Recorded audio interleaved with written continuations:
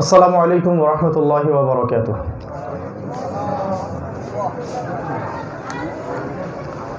ইন্নাল হামদুলিল্লাহ নাহমাদুহু ওয়া নাস্তাঈনুহু মান ইয়াহদিহিল্লাহু ফালা মুদিল্লা লাহু ওয়া মান ইউদ্লিল ফালা হাদিয়া লাহু ওয়া নাশহাদু আন লা ইলাহা ইল্লাল্লাহ ওয়াহদাহু লা শারীকা লাহু ওয়া নাশহাদু আন্না মুহাম্মাদান আবদুহু ওয়া রাসূলুহু আম্মা বা'দ। فأعوذ بالله من الشيطان الرجيم بسم الله الرحمن الرحيم وقال الله تعالى في كلامه المجيد والفرقانه الحميد اقترب للناس حسابهم وهم في غفلة معرضون وقال رسول الله صلى الله عليه وسلم القرآن حجة لك أو عليك إن الله يرفع بهذا الكتاب أقواما ويضع به الآخرين رواه মুসলিম। আলহামদুলিল্লাহ, যাবতীয় প্রশংসা এবং গুণগান একমাত্র মহিয়ান ও গরিয়ান আল্লাহ সুবহানাহু ওয়া তাআলার জন্য, যে আল্লাহ রাব্বুল আলামিন আজকে আমাদেরকে সুস্থ শরীরে এশা সালাতের পরে একটা ইসলামিক জলসায় বসার তৌফিক দান করেছেন, যে আল্লাহ পাক নাজিল করেছেন মহাবিশ্বয় মহাগ্রন্থ আল কোরআন এবং প্রেরণ করেছেন সর্বকালের সর্বশ্রেষ্ঠ মানব মুহাম্মদুর রাসূলুল্লাহ সাল্লাল্লাহু আলাইহি ওয়াসাল্লামকে। আমরা সবাই আল্লাহ পাকের দরবারে শুকরিয়া আদায় করি, বলি আলহামদুলিল্লাহ। দরুদ এবং সালাত বর্ষিত হোক প্রিয় নবী মুহাম্মদুর রাসূলুল্লাহ সাল্লাল্লাহু আলাইহি ওয়াসাল্লামের প্রতি, যাকে আল্লাহ পাক মানবতার মুক্তির দূত হিসেবে প্রেরণ করেছেন। আমরা সবাই দরুদ পাঠ করি, আল্লাহুম্মা সাল্লি আলা মুহাম্মদ আল্লাহুম্মা বারিক আলা মুহাম্মদ। কেমন আছেন আপনারা?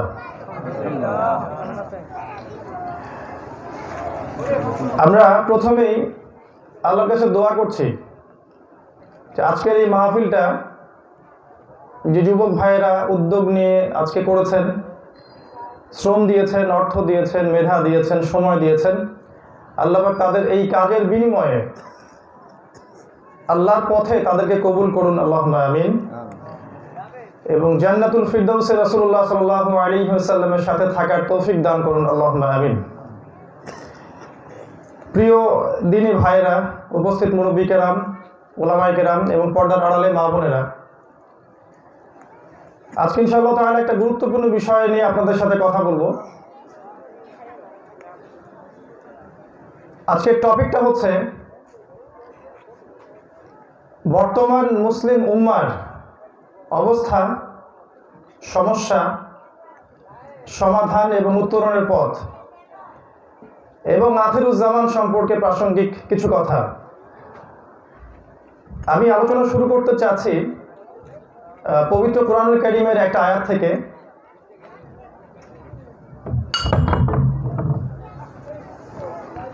আল্লাহ সুবহানাহু ওয়া তাআলা পবিত্র কোরআনুল কারীমের সূরাতুন নাহল আয়াত নাম্বার 89 বলেছেন, আউযু বিল্লাহি মিনাশ শাইতানির রাজীম ওয়া নাযালনা আলাইকাল কিতাবা তিবয়ানান লিকুল্লি শাই ওয়া হুদাও ওয়া রাহমাতান ওয়া বুশরা লিল মুসলিমিন।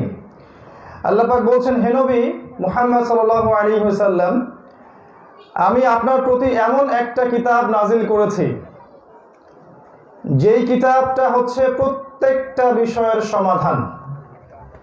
যেই কিতাব কোরআন হচ্ছে প্রত্যেকটা বিষয়ের সমাধান, ওয়া হুদান এবং হেদায়াত, ওয়া রাহমাতান এবং দয়া, ওয়া বুশরা লিল মুসলিমিন এবং মুসলিমদের জন্য এই বইটা হচ্ছে সুসংবাদ।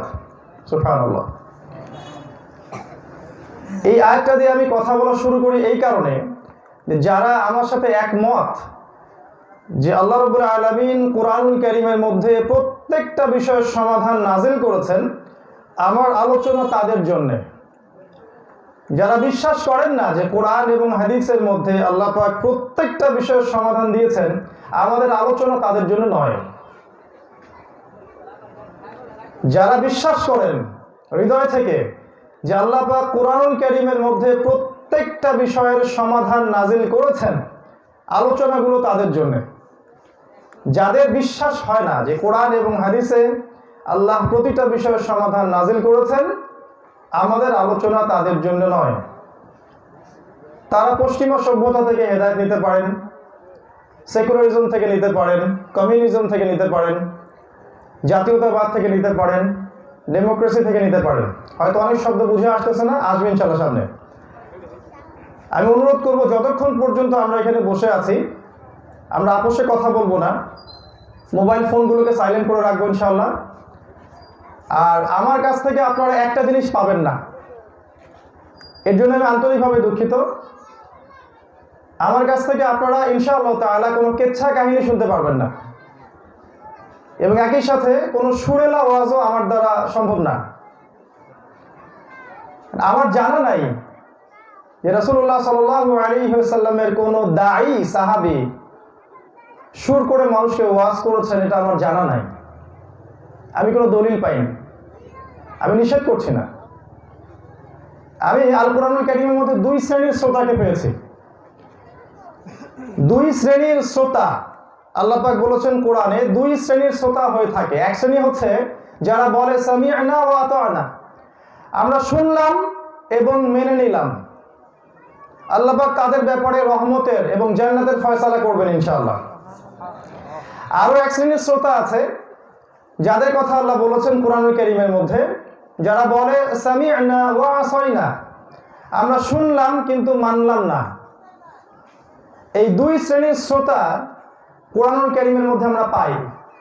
এখন আমরা প্রথম শ্রেণীর অন্তর্ভুক্ত হব না দ্বিতীয় শ্রেণীর অন্তর্ভুক্ত হব, এই ডিসিশনটা আমাদেরকে নিতে হবে। যদি আমরা চিন্তা করি শুনবো এবং মানব, তাহলে হৃদয়ের কান দিয়ে শুনতে হবে, হৃদয়ের চোখ দিয়ে দেখতে হবে এবং কলব দিয়ে উপলব্ধি করতে হবে। আর যদি মনে করেন যে মাহফিলে এসেছি, এখানে সুন্দর সুরেলা ওয়াজ হবে, মনটা একটু তৃপ্ত হবে, রাত 1টা 2টা 12টা পর্যন্ত ওয়াজ শুনবেন, ফজরের নামাজ কাজা করে ঘুমিয়ে থাকবেন, তাহলে আমি বলবো যে এই ধরনের জালসা আপনার জন্য কোনো কল্যাণ নিয়ে আসবে না। কিছু কথা হয়তো খারাপ লাগতে পারে, বাস্তবতা এটাই।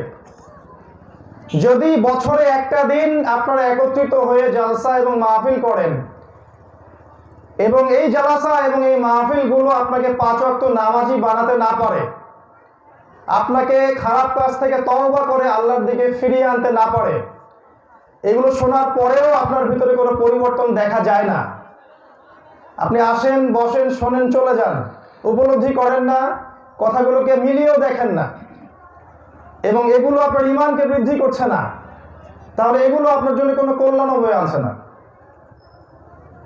বাস্তবতা খুব কঠিন।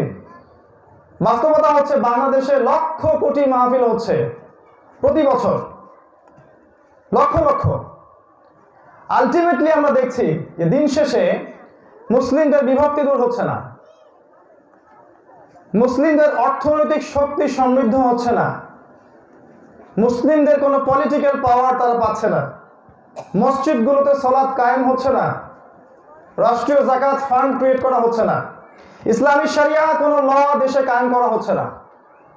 দিন শেষে আমরা দেখছি রেজাল্ট কিন্তু খুব বেশি পজিটিভ না। এটাই বাস্তবতা। আমরা 12টা 1টা 2টা পর্যন্ত ওয়াজ শুনছি ঠিকই, ফজরের জামাতে যাচ্ছি না। আমরা এখানে ওয়াজ করতে শুনতে আসি, বেশিরভাগকেই দেখলাম বাইরে বাজারে ঘোরাফেরা করছেন, চা নাস্তা খাচ্ছেন, জিলাপি খাচ্ছেন, মহিলাদেরকে দেখলাম এদিকে ওদিকে ঘুরে বেড়াচ্ছেন। এখানে এসেছি আমরা আল্লাহ এবং তার রাসূলের কথা শুনতে। এখানে যেই কথা বলুক না কেন, আমি বা অন্য বড় কোনো আলেম বা আরো বড় কোনো আলেম, যদি তিনি কোরআন এবং সুন্নাহ থেকে কথা বলে থাকেন, সেই কথাটা শুনে মানা আপনার উপর ওয়াজিব। আর যদি আপনি শুধু শোনার জন্যই আসেন, মানার জন্য না আসেন, তাহলে এই রাতের কষ্ট, এই মাহফিল আপনার জন্য দীর্ঘমেয়াদী কোনো সাফল্য বয়ে আনবে না। এটাই বাস্তবতা। আমি আমার আলোচনার টপিকে যাচ্ছি। আল্লাহ সুবহানাহু ওয়া তাআলা পবিত্র কোরআনুল কারীমের সূরাতুল কাহফের 54 নম্বর আয়াতে, সূরাতুন নাহলের 89 নম্বর আয়াতে একটা কথা স্পষ্ট করেছেন যে আল্লাহ রাব্বুল আলামিন বলছেন, হে নবী মুহাম্মদ সাল্লাল্লাহু আলাইহি ওয়াসাল্লাম, আমি আপনার প্রতি এমন একটা কিতাব নাজিল করেছি যেই বইটা প্রত্যেকটা বিষয়ের সমাধান। আপনি কি বিশ্বাস করেন যে আল কোরআন প্রতিটা বিষয়ের সমাধান? কারা কারা বিশ্বাস করেন যে কোরআনে প্রত্যেকটা বিষয়ের সমাধান আছে? মাশাআল্লাহ, আপনারা সবাই দেখি মৌলবাদী। একজন মানুষ, যে ব্যক্তি এটা বিশ্বাস করতে পারেনি যে কোরআন এবং হাদিসের মধ্যে আল্লাহ রাব্বুল আলামিন প্রতিটা বিষয়, ব্যক্তিগত সমস্যা, পারিবারিক সমস্যা, সামাজিক সমস্যা, অর্থনৈতিক সমস্যা, ইভেন পলিটিক্যাল রাজনৈতিক সমস্যার সমাধান রেখেছেন, এই বিশ্বাস যার ভিতরে নাই, তাকে আমরা পরিপূর্ণ মুসলিম বলতে পারি না। দুঃখিত। এটাই কোরআনের হেদায়েত। ওয়ামান লাম ইয়াহকুম বিমা আনজালাল্লাহ ফাউলাইকা হুমুজ জালিমুন ফাউলাইকা হুমুল ফাসিকুন ফাউলাইকা হুমুল কাফিরুন। আল্লাহ পাক বলেছেন, যারা আল্লাহ সুবহানাহু ওয়া তাআলার আইন, বিচার, শাসন এটা বাস্তবায়ন করছেন না, আল্লাহ পাক বলেছেন ফাউলাইকা হুমুজ জালিমুন, তারা জালেম। এটা আল্লাহর কথা। যদি আপনার কোনো আপত্তি থেকে থাকে, আপনি পরকালে আল্লাহকে ধরবেন। সূরাতুল মাইদা আয়াত নম্বর 44, আয়াত নম্বর 45, আয়াত নম্বর 47 বাসায় গিয়ে অনুগ্রহ করে খুলে দেখবেন।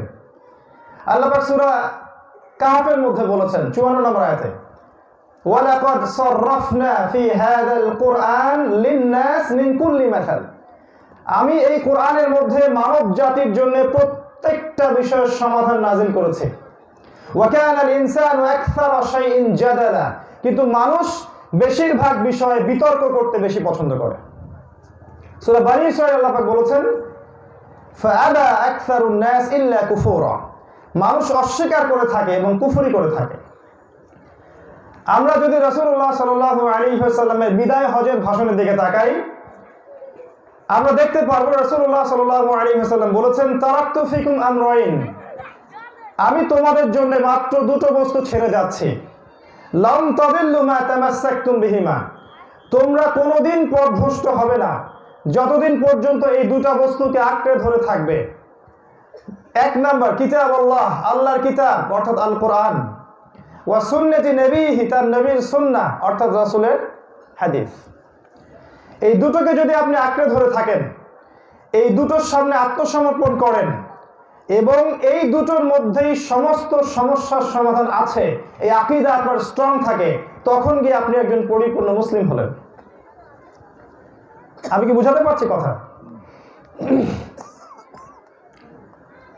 দুঃখজনক একটা বিষয় হচ্ছে, আল্লাহ পাক কোরআন নাজিল করেছিলেন যেন আমরা কোরআনের হকগুলোকে আদায় করি। সূরাতুল বাকারা 121 নম্বর আয়াতটা পড়ে দেখবেন। আল্লাহ পাক বলছেন, আল্লাযীনা আতাইনাহুমুল কিতাবা ইয়াতলুনাহু হাক্কা তিলাওয়াতিহি উলাইকা ইউমিনুনা বিহি, যাদেরকে কিতাব দেয়া হয়েছে, এই কোরআন দেয়া হয়েছে, এবং যারা এর তিলাওয়াতের হকটা আদায় করে, এরাই হচ্ছে প্রকৃত মুমিন। আল্লাহ চেয়েছিলেন যেন আমরা আল কোরআনের হকটা আদায় করি। যদি প্রশ্ন করি যে জানেন কি আল কোরআনের হকগুলো কি কি, 95% যুবক উত্তর দিতে পারবে না। আমাদের যুবকদেরকে যদি জিজ্ঞাসা করি যে ওযু ফরজ কয়টা, রাসূলুল্লাহ সাল্লাল্লাহু আলাইহি ওয়াসাল্লামের কতজন স্ত্রী ছিলেন, তাদের নাম কি, বদরের যুদ্ধ কত হিজরিতে হয়েছিল, উহুদের যুদ্ধ কত হিজরিতে হয়েছে, মুসআব বিন উমাইর রাদিয়াল্লাহু আনহু কেন বিখ্যাত সাহাবী, হামজা রাদিয়াল্লাহু আনহু কেন সাইয়্যিদুশ শুহাদা, বা আল কোরআনের 10টা সূরার নাম বলেন দেখি। আমার মনে হয় 90% যুবক এগুলোর উত্তর দিতে পারে না।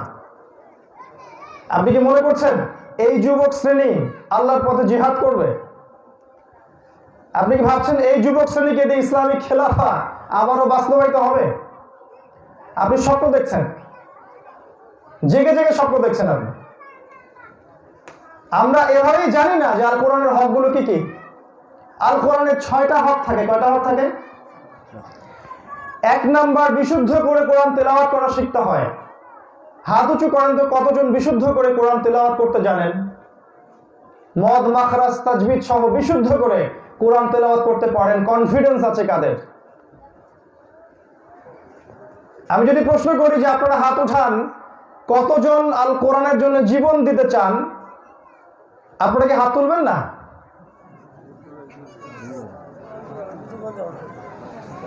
এই হচ্ছে বাস্তবতা। আমরা আল কোরআনের জন্য জীবন দিতে চাই প্রিয় ভাইরা, কিন্তু আমরা আল কোরআন পড়তে জানি না।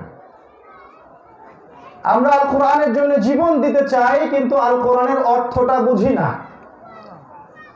আমরা কোরআনকে মহব্বত করি, ভালোবাসি, চুমু খাই, ঘরের সব উঁচু জায়গায় রেখে দেই, কিন্তু কোরআনের আদেশগুলোকে মেনে চলি না। আমরা কোরআনের আইন শাসন বাস্তবায়িত হোক মন থেকে চাই, কিন্তু কোরআনের কোনো নিষেধ আমরা বর্জন করছি না। আমরা কোরআনকে খুবই মহব্বত শ্রদ্ধা করি, আমরা চাই যে কোরআন পরকালে আমাদের জন্য সুপারিশ করুক, কিন্তু কোরআনুল কারীমের দাওয়াত আমরা মানুষের কাছে প্রচার করি না। এবং সর্বোপরি আল কোরআনের শাসন, আইন, হুদুদ, কিসাস এগুলো বাস্তবায়নের জন্য আমাদের ঐক্যবদ্ধ কোনো প্রচেষ্টা নাই। এই ছয়টাই হচ্ছে আল কোরআনের হক। 1 নাম্বার, বিশুদ্ধ করে কোরআন পড়তে শিখতে হবে। নিয়াত করেন আগামী রমাজান আসার আগেই পড়াটা শিখবেন ইনশাআল্লাহ তাআলা। 2 নাম্বার, আল কোরআনের অর্থটা আপনাকে পরিপূর্ণভাবে বুঝতে হবে, আলিফ লাম মিম থেকে মিনাল জিন্নাতি ওয়ান নাস পর্যন্ত, এটা আপনাকে বুঝতেই হবে। নিয়াত করেন মৃত্যুর আগ পর্যন্ত সময় থাকলো, এই সময়ের মধ্যে হলেও আপনাকে আল কোরআনের অর্থ বুঝতেই হবে। এটা শুধু আলেম ওলামাদের কাজ নয়। 3 নাম্বার হক হচ্ছে কোরআনের প্রতিটা বিধান, আদেশ মেনে চলতে হয়। যেমন সালাত, যাকাত, সওম, সত্য কথা বলা, আল্লাহর পথে দাওয়া দেয়া, প্রয়োজনে আল্লাহর রাস্তায় জিহাদ করা, পিতামাতার খেদমত করা, সততা, পরহেজগারিতা, প্রতিটা বিষয়ে কোরআনের আদেশ, এগুলো মেনে চলতে হয়। এটা 3 নাম্বার হক। 4 নাম্বার, কোরআনের যত নিষেধ আছে সমস্ত নিষেধগুলোকে বর্জন করতে হয়।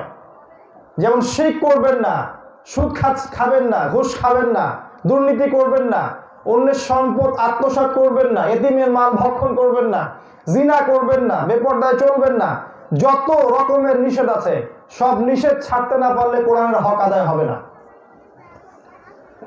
5 নাম্বার, আল কোরআনের দাওয়াত মানুষের কাছে প্রচার করতে হয়।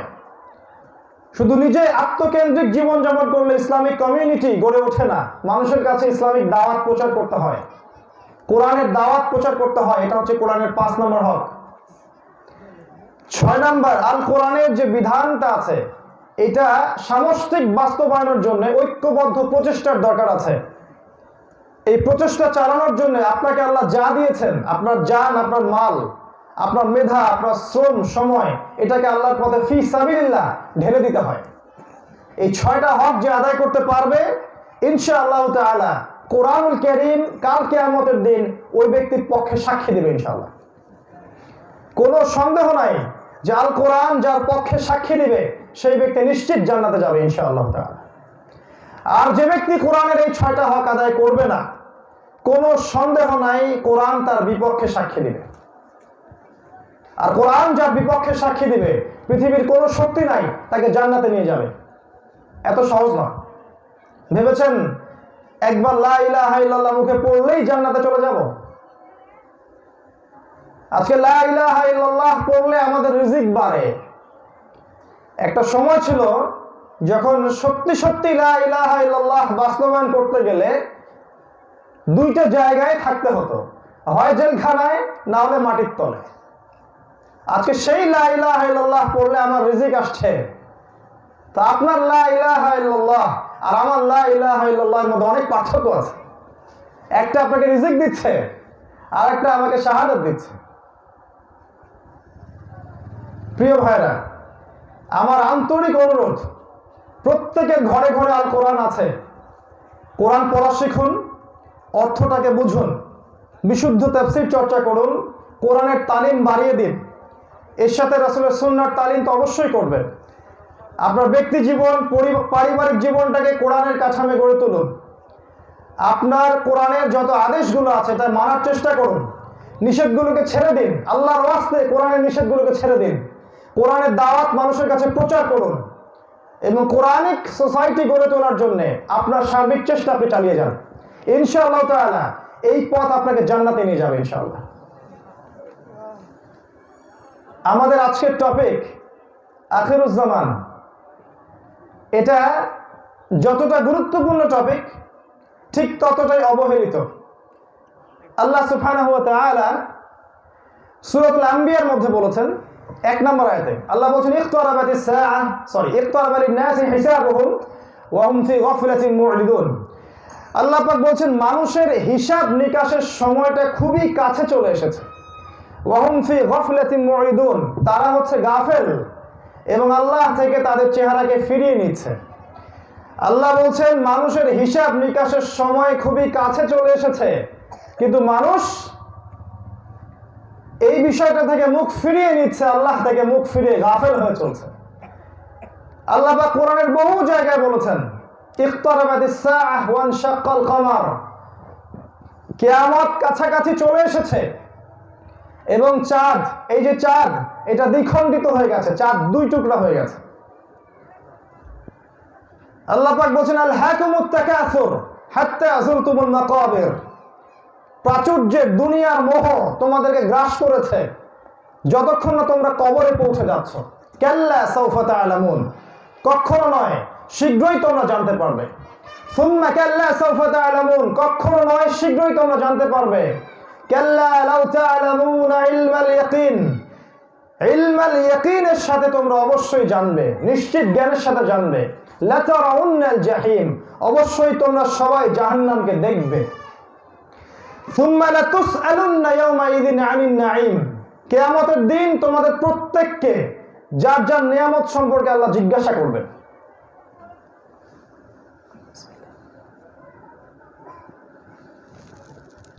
কোরআনের প্রচুর আয়াত আছে ইযা যুলজিলাতিল আরদু জিলজালাহা, যখন পৃথিবী প্রবলভাবে কম্পিত হবে।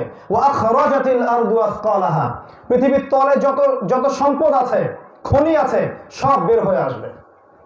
ইযা শামসু কুওয়িরাত, যখন সূর্য আলোহীন হয়ে যাবে। ওয়া ইযা নুজুমুন কাদারাত, যখন তারাগুলো খসে খসে পড়বে। যখন বন্য প্রাণীরা একত্রিত হয়ে যাবে, যখন জীবন্ত পথিত কন্যা সন্তানকে জিজ্ঞাসা করা হবে বিআইয়ি যামবিন কুতিলাত, কি জন্য তোমাকে হত্যা করা হয়েছিল। প্রচুর আয়াত, এই আয়াতগুলো বলে রাত শেষ হয়ে যাবে। কোরআনের অসংখ্য আয়াতে আল্লাহ পাক বলেছেন যে সময়, টাইম আস্তে আস্তে শেষ হয়ে যাচ্ছে। ওয়াল আসরি ইন্নাল ইনসানা লাফি খুসর, সময়ের কসম যে মানুষ ক্ষতির মধ্যে আছে। কোরআন এবং হাদিস এই দুইটাকে যদি আমরা একত্রিত করি, শেষ জামানা সম্পর্কে সবচেয়ে বেশি কথা বলে গেছেন আমাদের প্রিয় নবী মুহাম্মদুর রাসূলুল্লাহ সাল্লাল্লাহু আলাইহি ওয়াসাল্লাম। আমি কি আপনাদেরকে বলে দিব যে রাসূলুল্লাহ সাল্লাল্লাহু আলাইহি ওয়াসাল্লাম কি কি নিদর্শন বলে গেছেন শেষ জামানা সম্পর্কে? আমি কয়েকটা বলি, সবগুলো না হলে কয়েকটা বলি, আপনার 2 চোখটাকে খুলে দেওয়ার জন্য। আমি শুধু বাইরের চোখের কথা বলছি না, ভিতরের কলবের যে চোখ সেটার কথা বলছি। যদি আপনার ভিতরের চোখ না খোলে, ভিতরের কানটা না খোলে, হৃদয়টা পরিশুদ্ধ না হয়, আত্মশুদ্ধি না আসে, তাহলে একটা আয়াত শুনে রাখেন।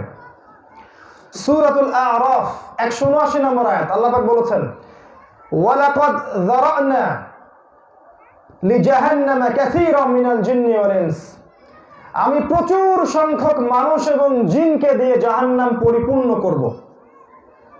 আমি আবার বলছি, আল্লাহ বলেছেন আমি প্রচুর সংখ্যক মানুষ আর প্রচুর সংখ্যক জিনকে দিয়ে জাহান্নাম পরিপূর্ণ করব। কতজনকে দিয়ে? 1099 জন মানুষ জাহান্নামে যাবে। প্রত্যেক 1099টা মানুষ জাহান্নামে যাবে, 1001 জন ব্যক্তি জান্নাতে যাবে। সহিহ বুখারীতে এই হাদিসটা 4 বার এসেছে। আদম আলাইহিস সালামকে যখন ওঠানো হবে, তাকে বলা হবে তোমার সন্তানদের মধ্য থেকে জাহান্নামীদেরকে আলাদা করে দাও। আদম আলাইহিস সালাম বলবেন কতজনকে ইয়া আল্লাহ? আল্লাহ পাক বলবেন 1099 জনকে জাহান্নামের জন্য আলাদা করে দাও। ইন্না লিল্লাহি ওয়া ইন্না ইলাইহি রাজিউন। এই কথাটা কি আপনার ভিতরে কোনো প্রভাব ফেললো? আমরা ওভার কনফিডেন্সে ভুগছি, মনে করছি টুকটাক সালাত সাওম যাকাত পড়ে আমরা জান্নাত নিশ্চিত করে ফেলেছি।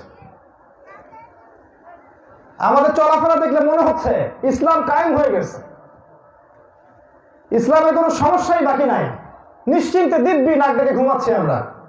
দুনিয়া আর দুনিয়া, কি আলেম আর কি জালেম, সবারই চিন্তা এখন দুনিয়া। বিশ্বের যেদিকে তাকাবেন সেদিকেই দেখবেন মুসলিমদের রক্ত ঝরছে। বিশ্বের যেদিকে তাকাবেন সেদিকে দেখবেন মুসলিমদেরকে আজকে অপমানিত করা হচ্ছে, লাঞ্ছিত করা হচ্ছে, ওদের সম্পদ কেড়ে নেওয়া হচ্ছে, পাখির মতো বোম্বিং করে বাচ্চাগুলোকে হত্যা করা হচ্ছে। আর আমাদের চলাফেরা দেখলে মনে হয় যে সারা বিশ্বে ইসলামী খেলাফা কায়েম হয়ে গেছে। 1999টা মানুষ জাহান্নামে যাবে, আল্লাহ পাক এই কথা বলছেন সূরা আরাফ এর 179 নম্বর আয়াতে। এরা কেন জাহান্নামে যাবে আল্লাহ পাক কারণটা বলছেন, লাহুম কুলুবুন, শুনেন, লাহুম কুলুবুন লা ইয়াফকাহুনা বিহা, তাদের হৃদয়ে দিয়েছিলাম, হৃদয় দিয়ে উপলব্ধি করতো না, এক নাম্বার কারণ। ওয়ালাহুম আ'য়ুনুন লা ইউবসিরুনা বিহা, তাদেরকে চোখ দিয়েছিলাম, চোখ দিয়ে তারা দেখতো না। এটা কোন চোখ তাহলে? বাইরের চোখ দিয়ে তো সবাই দেখে, তাহলে কোন চোখ এটা? হৃদয়ের কলমের চোখ, এই চোখটা অন্ধ। ওয়ালাহুম আযানুন লা ইয়াসমাউনা বিহা, তাদের কান ছিল, কান দিয়ে শুনতো না। কোন কান? বাইরের কান দিয়ে তো সবাই শোনে, হৃদয়ের কান। আল্লাহ পাক বলছেন উলাইকা কাল আনআম, এরা হচ্ছে আনআমের মতো, গবাদি পশুর মতো। আমার কথা না, মন খারাপ করবেন না, আল্লাহ বলেছেন উলাইকা কাল আনআম, এরা গবাদি পশুর মতো। বাল হুম আদাল, বরং তার চেয়েও তারা নিকৃষ্ট। ওয়া উলাইকা হুমুল গাফিলুন, এরা হচ্ছে গাফেল। তাই কোরআন এবং সুন্নাহ এর বিধান, এর হেদায়েত, এর রহমত, শেষ জামানা, বর্তমান প্রেক্ষাপট, এই সমস্ত বিষয় সম্পর্কে যারা গাফেল, আল্লাহ পাক বলেছেন এরা হচ্ছে জাস্ট লাইক ক্যাটলস, এরা হচ্ছে গবাদি পশুর মতো।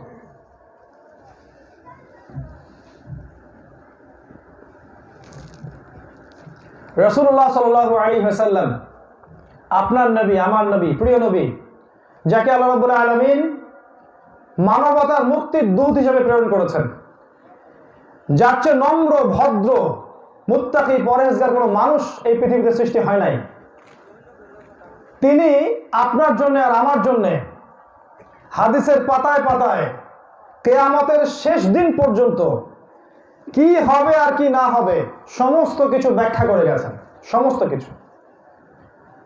আমরা যখন হাদিসগুলো পড়ি শেষ জামানার, আমরা অবাক হয়ে যাই যে রাসূলুল্লাহ সাল্লাল্লাহু আলাইহি ওয়াসাল্লাম এত স্পষ্ট করে কেমন করে বলতে পারেন।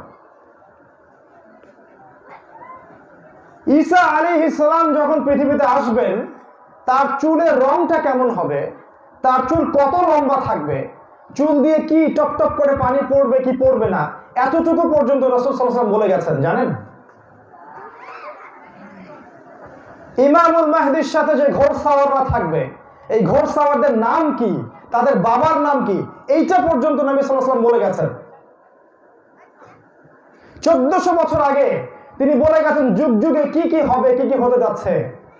দুঃখজনক হচ্ছে কোরআন সুন্নাহ হাতে থাকার পরেও আমরা কোরআন এবং সুন্নাহকে দিয়ে বিশ্বকে চ্যালেঞ্জ করতে পারছি না। এর চেয়ে দুঃখের কোনো জায়গা আমার কলিজার মধ্যে নাই। এই বিষয়ে আমি খুবই আপসেট। কোরআন এবং সুন্নাহ হাতে থাকার পরেও আমরা বিশ্বের রাজনীতিকে চ্যালেঞ্জ করতে পারছি না, আমরা ইসরায়েলকে চ্যালেঞ্জ করতে পারছি না, আমরা আমেরিকাকে চ্যালেঞ্জ করতে পারছি না, আমরা ওদের পশ্চিমা সভ্যতাকে চ্যালেঞ্জ করতে পারছি না, ওদের অর্থনীতিকে চ্যালেঞ্জ করতে পারছি না, আমরা ওদের যত প্ল্যান, ওদের মিডিয়া, প্রযুক্তি, এগুলোকে চ্যালেঞ্জ করতে পারছি না। আমাদের হাতে কোরআন আছে এবং সুন্নাহ আছে, এর চেয়ে দুঃখের কিছু হতে পারে না। আফসোস, রাসূল সাল্লাল্লাহু আলাইহি ওয়াসাল্লাম সব বলে গেছেন। আজকে আমি কয়েকটা মেজর কথা আপনাকে বলছি। জীবনের একদম শেষ দিকে রাসূল সাল্লাল্লাহু আলাইহি ওয়াসাল্লামের মৃত্যুর মাত্র 81 দিন আগে তিনি মসজিদে বসে আছেন। একজন মানুষ মসজিদে ঢুকলেন ধবধবা সাদা কাপড় পরে। রাসূলুল্লাহ সাল্লাল্লাহু আলাইহি ওয়াসাল্লাম সাহাবায়ে কেরামকে নিয়ে বসে আছেন, তিনি ঢুকলেন, ঢুকে রাসূলের পায়ের সাথে পা লাগিয়ে বসলেন। বসে নবীকে প্রশ্ন করছেন, হে মুহাম্মদ সাল্লাল্লাহু আলাইহি ওয়াসাল্লাম, ইসলাম কাকে বলে? ঈমান কাকে বলে, ইহসান কাকে বলে, কিয়ামত কবে হবে? 4টা প্রশ্ন করলেন। ইসলাম কাকে বলে? নবীজি বললেন ইসলাম হচ্ছে তুমি আল্লাহ ছাড়া কারো ইবাদত করবে না এবং আমাকে শেষ নবী বলে বিশ্বাস করবে, সালাত কায়েম করবে, যাকাত দিবে, রমজান মাসে রোজা রাখবে এবং সামর্থ্য হলে হজ করবে। ইসলাম। ঈমান কাকে বলে? নবীজি বললেন ঈমান হচ্ছে আল্লাহর প্রতি বিশ্বাস, ফেরেশতাগণের প্রতি বিশ্বাস, রাসূলগণের প্রতি বিশ্বাস, তাকদীরের ভালো মন্দের প্রতি বিশ্বাস, পরকালের জীবনে বিশ্বাস, আর একটা আসমানি কিতাব সমূহের প্রতি বিশ্বাস। তিনি বললেন ইহসান কাকে বলে? নবীজি বললেন ইহসান হচ্ছে তুমি এমন ভাবে আল্লাহর ইবাদত করবে যেন তুমি আল্লাহকে দেখতে পাচ্ছো, আর যদি তুমি আল্লাহকে দেখতে না পারো জেনে রাখবে আল্লাহ তোমাকে দেখছেন, এটা নাম ইহসান। 4 নম্বর প্রশ্ন করলেন কিয়ামত কবে হবে? 4 নম্বর প্রশ্নটা কি ছিল? কিয়ামত কবে হবে। এই প্রশ্নের কি দরকার ছিল? এর উত্তরটা জানার এজন্য দরকার ছিল যাতে করে সেই নিদর্শনগুলো যদি আমাদের জানা থাকে তাহলে আমরা প্রস্তুতি গ্রহণ করতে পারবো, তাই নয় কি? যদি আমরা আলামতগুলো জানতে পারি, বুঝতে পারি, আমরা প্রস্তুতি গ্রহণ করতে পারবো। এই জন্য 4 নম্বর প্রশ্ন তিনি করলেন কিয়ামত কবে, মাতা সাআ, কিয়ামত কবে হবে? নবীজি বললেন এই ব্যাপারে আপনিও যেমন কিছু জানেন না, আমিও আসলে তেমন কিছু জানি না। এক্স্যাক্টলি কত সালে, কোন দিন, কি বারে কিয়ামত হবে আমরা জানি না। তখন তিনি প্রশ্ন করলেন আখবিরনি আন আমারাতিহা, তাহলে আমাকে কিছু আলামত বলে দিন। তখন নবী সাল্লাল্লাহু আলাইহি ওয়াসাল্লাম এই হাদিসে 2টা আলামত বললেন মাত্র। এটা দিয়ে আমি শুরু করতে চাচ্ছি।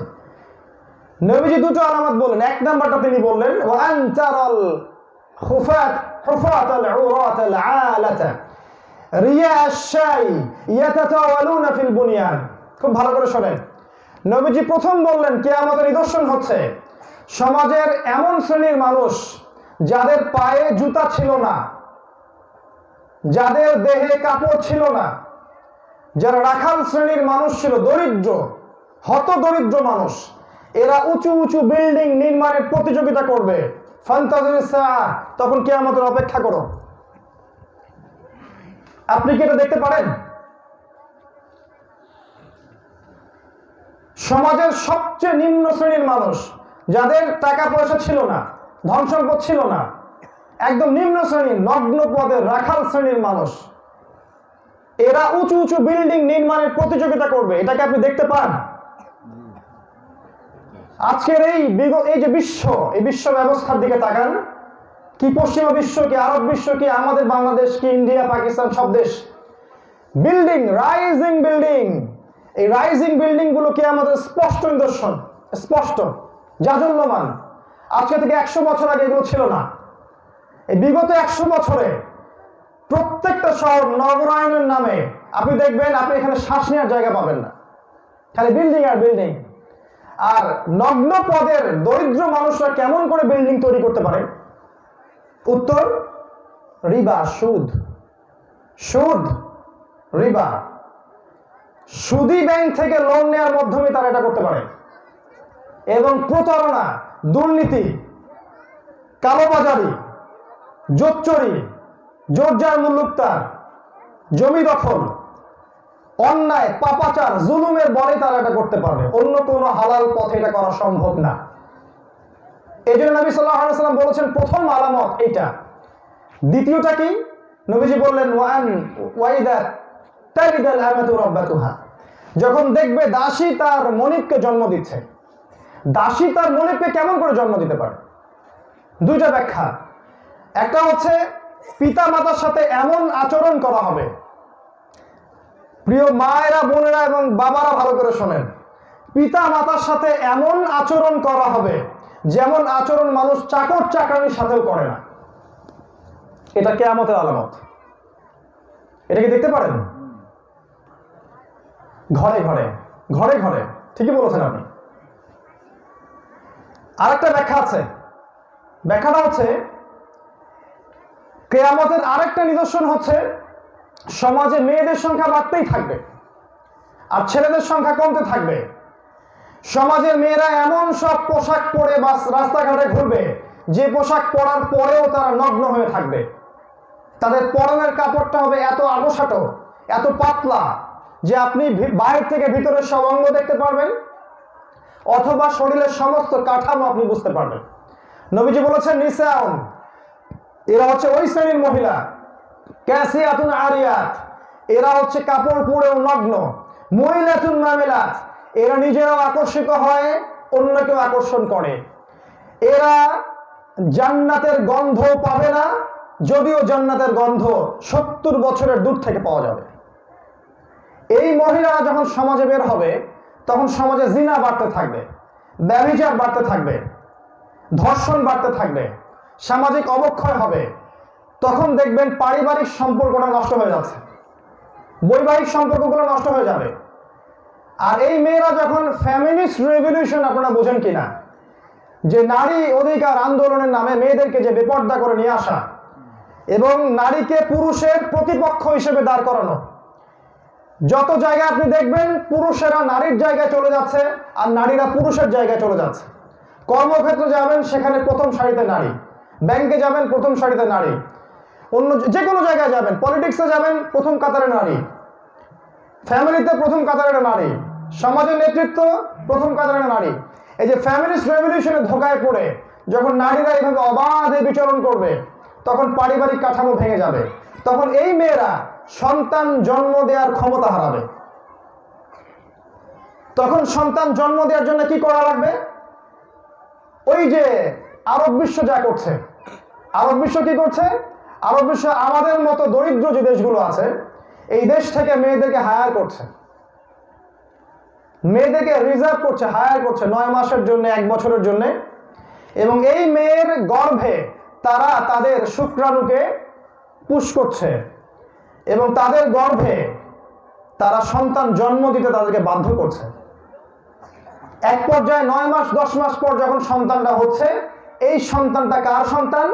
ওই মালিকের সন্তান। এই হচ্ছে দাসী তার মনিবকে জন্ম দিবে। আমি কি বুঝাতে পারলাম? মনে হয় বুঝাতে পারি নাই।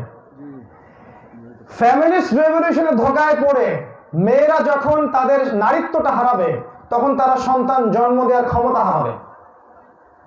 তখন সন্তান জন্ম দেওয়ার জন্যে দরিদ্র দেশ থেকে মেয়েদেরকে হায়ার করতে হবে, রিজার্ভ করতে হবে। এই মেয়েদের গর্ভে সন্তান জন্ম দিতে হবে। সন্তান জন্ম দেওয়ার পরে মেয়েদের দায়িত্ব শেষ, সন্তান চলে আসলো তার মালিকের কাছে। আর ওই যে দাসী তার মনিবের সন্তান জন্ম দিল। নবী যেটা বলেছেন 1400 বছর আগে। আজকে সিঙ্গাপুরে এটা চলছে, ইন্দোনেশিয়া চলছে, আরব কান্ট্রিতে এগুলো চলছে, ওই পশ্চিমা সভ্যতা এগুলো চলছে। ওরা বাচ্চা জন্ম দেওয়ার সময় পায় না, বাংলাদেশ থেকে, পাকিস্তান থেকে, মিয়ানমার থেকে মেয়েদেরকে হায়ার করে, তাদের গর্ভের মধ্যে স্পার্ম মানে শুক্রাণু পুশ করে এবং সেখানে সন্তান জন্ম হয়। এই বাচ্চাটা হচ্ছে ওই মনিবের সন্তান আর ওই মেয়েটা হচ্ছে দাসী। নবীজি বলে গেছেন দাসী তার মনিবকে জন্ম দিবে, আজকে দিচ্ছে সেটা। নবী করিম সাল্লাল্লাহু আলাইহি ওয়াসাল্লাম আরো বলেছেন আখিরুজ জামান বা শেষ জামানার সবচেয়ে বড় নিদর্শনগুলোর মধ্যে অন্যতম হচ্ছে রিবা বা সুদ। তিনি বলেছেন সমাজের একটা মানুষকে খুঁজে পাওয়া যাবে না যার গায়ে সুদের ছিটা ফোঁটা গিয়ে লাগবে না। আপনার নবী মুহাম্মদ সাল্লাল্লাহু আলাইহি ওয়াসাল্লাম বলেছেন সুদের 70টা শাখা আছে পাপের, তার সবচেয়ে নিচের শাখা হচ্ছে সে যেন তার মায়ের সাথে জিনা করলো। আমি বলিনি ভাই, মন খারাপ করবেন না, আপনার নবী কথাটা বলেছেন। আমি মুহাম্মদ সাল্লাল্লাহু আলাইহি ওয়াসাল্লামের সিরা পড়েছি, খুব ভালো করে পড়েছি আলহামদুলিল্লাহ। তিনি এমন একজন মানুষ যিনি জিনা শব্দটা মুখ দিয়ে উচ্চারণ করতেও চান না, এতটা ভদ্র পবিত্র একজন মানুষ। আমি দলিল দিচ্ছি। একজন সাহাবী তার কাছে আসলেন, এসে বললেন ইয়া রাসূলুল্লাহ আমাকে পবিত্র করুন, আমি অন্যায় করেছি। নবীজি বললেন কি অন্যায় করেছো? সে বলল আমি একটা অন্যায় করেছি ইয়া রাসূলুল্লাহ, আমি আল্লাহর হুদুদ লঙ্ঘন করেছি, আমাকে শাস্তি দিন। নবীজি মুখটা ফিরিয়ে নিলেন, এভাবে তার দিকে তাকালেন না। সাহাবী আবার এদিকে আসলেন, নবীজি আবার চেহারা ঘুরিয়ে নিচ্ছেন, তাকাচ্ছেন না। একবার ডানে যায়, একবার বামে যায়, একবার পিছনে যায়। নবীজি শেষে বলছেন আবিকা মাজনুন, তুমি কি পাগল নাকি? বাসায় যাও, ইস্তিগফার করো, আল্লাহ মাফ করে দিবে। বাসায় যাও, ইস্তেগফার করো, আল্লাহ মাফ করে দিবেন ইনশাআল্লাহ। সেই সাহাবী বলছেন, না ইয়া রাসূলুল্লাহ, আমি অন্যায় করেছি, আমাকে পবিত্র তাহরিন ইয়া রাসূলুল্লাহ, আমাকে পবিত্র করুন। এবার নবীজি বলছেন সাল্লাল্লাহু আলাইহি ওয়াসাল্লাম, শোনেন, তুমি কি এমন কোনো কাজ করেছো, সুরমা দানির ভিতর থেকে সুরমা বের করার সময় আমরা যেভাবে সুরমা বের করি সেই রকম কোনো কাজ কি তুমি করেছো? ধরতে পারছেন কথা? নবী সাল্লাল্লাহু আলাইহি ওয়াসাল্লাম মুখ দিয়ে বললেন না তুমি কি জিনা করেছো, তিনি বললেন না, ওই শব্দটা তিনি উচ্চারণ করতে চাচ্ছিলেন না। তিনি বললেন সুরমা দানি থেকে সুরমা বের করার জন্য আমরা যেভাবে বের করি সেরকম কোনো কাজ কি তুমি করেছো? সাহাবী বলেন, হ্যাঁ ইয়া রাসূলুল্লাহ, আমি সেরকম কাজ করেছি। তখন তার হুদুদ কায়েম করা হলো। একজন সাহাবী যখন রজম করছেন, সাহাবী তার ব্যাপারে ভালো মন্দ বলছেন, কি একটা জঘন্য কাজ সে করলো, কি একটা জঘন্য কাজ সে করলো। আমাদের নবীজি বলছেন, না, ওর সম্পর্কে এত বাজে মন্তব্য করো না, কারণ সে এমন তওবা করেছে যে তওবা মদিনাবাসীর মধ্যে ভাগ করে দিলেও কমতে হবে, কম হবে। ওই ব্যক্তি এমন খাস তওবা করেছে, ওর তওবা আর পুরো মদিনাবাসীর তওবা দুই পাল্লা রাখা হলে ওর তওবার পাল্লা ভারী হবে। নবীজি জিনা শব্দটা মুখ দিয়ে বলতে চাইলেন না। আমি বলতে চাচ্ছি সেই নবীজি বলেছেন যে ব্যক্তি সুদ খায় সে যেন তার মায়ের সাথে জিনা করে। তিনি বলেছেন যে ব্যক্তি 1 দিরহাম সুদ খাবে সে যেন 36টা মেয়েকে ধর্ষণ করলো। 36টা মেয়ের সাথে জিনা করলে যে পাপ হয়, 1 দিরহাম সুদ খেলে সেই পাপ হবে। সহিহ বুখারী হাদিস। যদি আপনার আপত্তি থাকে আপনি হাউজে কাউসারে নবী সাল্লাল্লাহু আলাইহি ওয়াসাল্লামকে চেপে ধরবেন, কেন আপনি এই কথা বলে গিয়েছিলেন। তিনি আরো বলেছেন যে ফেরাউনের অনুসারীরা যখন জাহান্নামে যাবে তখন আমার উম্মতের সুদখোরদেরকে মারিয়ে তারা জাহান্নামে যাবে। আপনার নবী মুহাম্মদ সাল্লাল্লাহু আলাইহি ওয়াসাল্লাম আরো বলেছেন যে আমি যখন মেরাজে গিয়েছিলাম তখন দেখেছি সুদখোরদেরকে একটা রক্তের নদীর মধ্যে ফেলে পাথর নিক্ষেপ করে ওদের মাথাকে ফাটিয়ে দেওয়া হচ্ছে।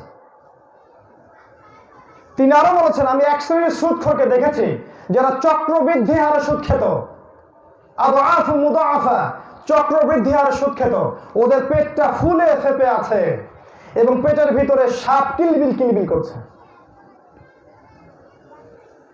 এই হাদিসগুলো শোনার পরেও যদি আপনি চান যে আপনি সুদের সাথে সম্পৃক্ত থাকবেন, দিস ইজ ইউর চয়েস, এটা আপনার চয়েস, আমি আপনাকে বাধ্য করতে পারি না।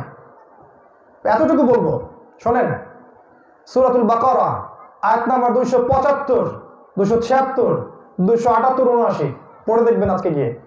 আল্লাহ, আপনার আল্লাহ বলেছেন, আপনার আল্লাহ যে আপনাকে সৃষ্টি করেছেন তিনি বলেছেন, ইয়া আইয়ুহাল্লাযীনা আমানু, হে মুমিনগণ, ইত্তাকুল্লাহ, তোমরা আল্লাহকে ভয় করো, ওয়াযারু মা বাকিয়া মিনার রিবা, সুদের অবশিষ্ট অংশগুলো ছেড়ে দাও, ওয়া ইল্লাম তাফআলু, তোমরা যদি সুদের অবশিষ্ট অংশ না ছেড়ে দাও, ফাযানু বিহারবিন মিনাল্লাহি ওয়া রাসূলিহি, তাহলে আল্লাহ এবং তার রাসূলের সাথে যুদ্ধের ঘোষণা শুনে রাখো। আমাদের উচিত ছিল আমরা আল্লাহ এবং তার রাসূলের পক্ষে নিয়ে যুদ্ধ করব, কিন্তু আমরা সুদের সাথে সম্পৃক্ত থাকার কারণে আলটিমেটলি আমরা আল্লাহ এবং তার রাসূলের বিরুদ্ধে যুদ্ধ করছি। আপনি জেনে করেন আর না জেনেই করেন, আপনি সেটাই করছেন। আল্লাহ পাক তাদের ব্যাপারে বলছেন খালিদিনা ফিহা, তারা জাহান্নামে চিরস্থায়ী হবে। তিনি আরো বলেছেন সুদখোরদেরকে কিয়ামতের দিন উঠানো হবে এমন ভাবে যেন ওদেরকে জিনে ধরেছে, কারণ তারা বলতো ইন্নামাল বাইউ মিসলুর রিবা, সুদ হচ্ছে ব্যবসার মতোই।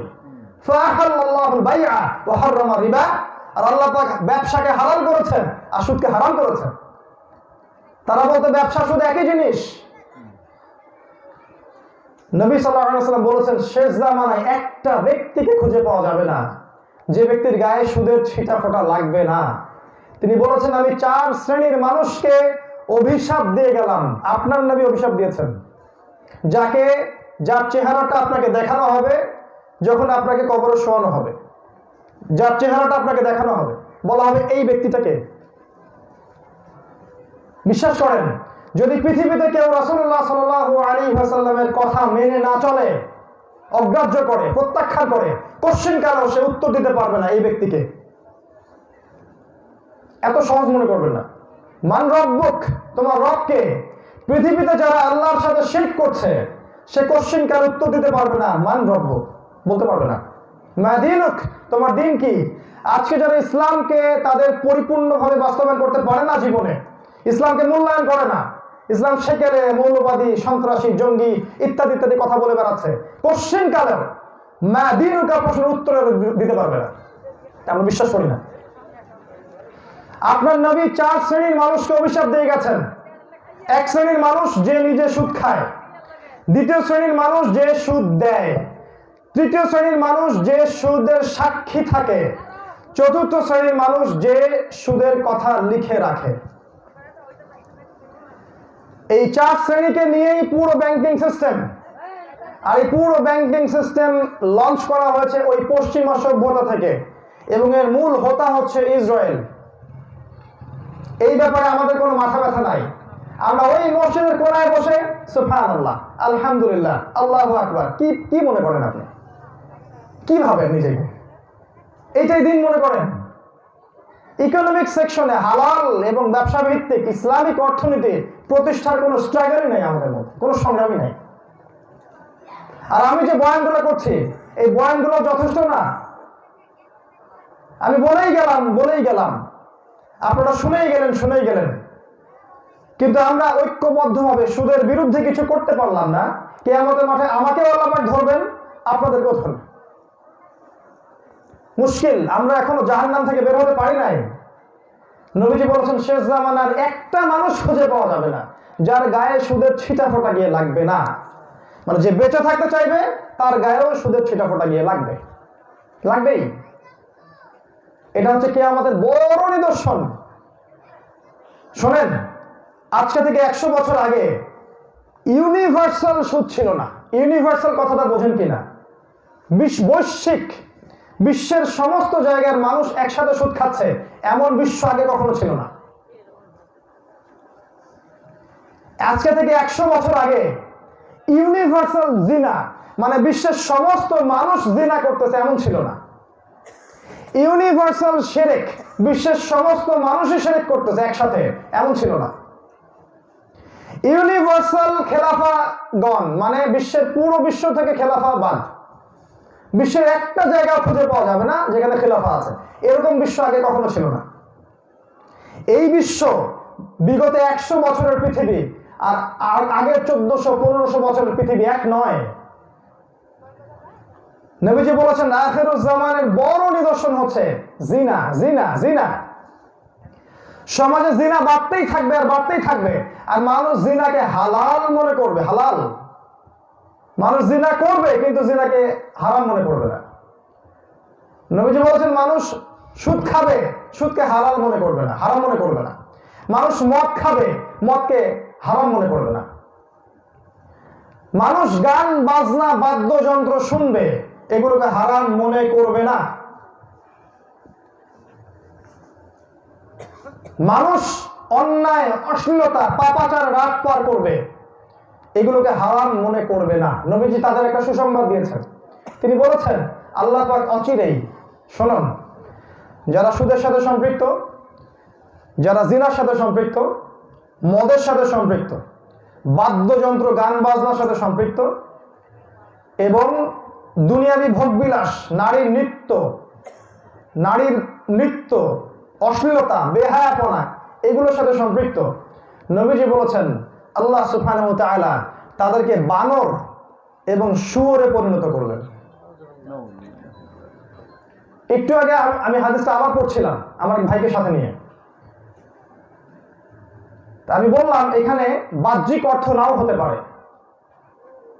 তাদের স্বভাব চরিত্র বানরের মতো হয়ে যাবে এবং তাদের স্বভাব চরিত্র শুয়োরের মতো হয়ে যাবে। বানর কি করে? বানর বোঝে না ব্যক্তিগত জীবন কোনটা আর পাবলিক জীবন কোনটা। প্রাইভেট লাইফ কোনটা, পাবলিক লাইফ কোনটা, বানানোটা বোঝে না। ও এমন সব কাজ পাবলিকলি করে যেগুলো গোপনে করতে হয়। আর শুয়োর কি করে? শুয়োর ভালো পবিত্র জিনিস বাদ দিয়ে অপবিত্র নোংরা জিনিস খায়। এই ব্যক্তিরা আল্লাহর পবিত্র বিধান বাদ দিয়ে অপবিত্র নোংরা জিনিস খাবে, এই শুয়োর হয়ে যাবে। আল্লাহ আযাব। নবী সাল্লাল্লাহু আলাইহি ওয়াসাল্লাম আরো বলে গেছেন, শোনেন, যে কিয়ামতের আখিরুজ জামানের আগে আগে ব্যাপক ভূমিকম্প হবে। ব্যাপক ভূমিকম্পের পর ভূমিকম্প হতেই থাকবে, একটার পর একটা। তিনি বলেছেন সানাওয়াতু জালাজিল, ভূমিকম্পের বছর চলতে থাকবে, বছরের পর বছর ধরে ভূমিকম্প হতে থাকবে। আমরা এই জন্যই বলি, এই যে এখনকার ঢাকা শহরকে দেখলে মনে হয় এই শহরটা হচ্ছে একটা কবরস্থান হতে যাচ্ছে আগামীতে। আল্লাহ জানেন কি করবেন। আল্লাহ পাক। উঁচু উঁচু বিল্ডিং, অপরিকল্পিত নগরায়ন, কোনো কনস্ট্রাকটিভ প্ল্যান নাই। একটা যদি 5 মাত্রা 6 মাত্রার ভূমিকম্প হয় বাংলাদেশের কোনো একটা জায়গায়, সিলেটে বা চট্টগ্রামে বা উত্তরবঙ্গের কোথাও বা ঢাকায়, আল্লাহ না করুক, তাহলে পুরো শহরটা কলাপস করে যাবে। এক একটা 30-40 তলা বিল্ডিং হবে এক একটা কবরস্থান। আর নবীজি বলে গেছেন বা'দাহু সানাওয়াতু জালাজিল, কিয়ামতের আগে আগে মহামারী ছড়াবে, আর মহামারীর পরে আসবে ভূমিকম্পের বছরগুলা। কি পরিকল্পনা আমাদের, কি করব আমরা? এর মধ্যে 3টা ভূমিকম্পের কথা নবীজি বলেছেন। একটা হবে পৃথিবীর পূর্ব দিকে, মানে Bangladesh, Pakistan, Myanmar, Indonesia, Malaysia, এই কন্টিনেন্টে একটা বড় ভূমিকম্প হতে যাচ্ছে সামনে। নবীজি বলেছেন পৃথিবীর জমিনটা ধসে যাবে ভিতরে। একটা হবে পৃথিবীর পশ্চিম দিকে, ওই যে ব্রিটেন, জার্মানি, ফ্রান্স, আমেরিকা, এই কন্টিনেন্টে একটা বড় ভূমিকম্প হতে যাচ্ছে সামনে, ওরা ঠেকাতে পারবে না। আরেকটা হতে যাচ্ছে পৃথিবীর মাঝখানে, আরব, জাজিরাতুল আরবের মধ্যে, এই আপনার সৌদি, কাতার, কুয়েত, এই গলফ কান্ট্রিগুলোর মধ্যে। হাদিস কোরআনে সবই বলা আছে, প্রয়োজন খালি একটু স্টাডি করা।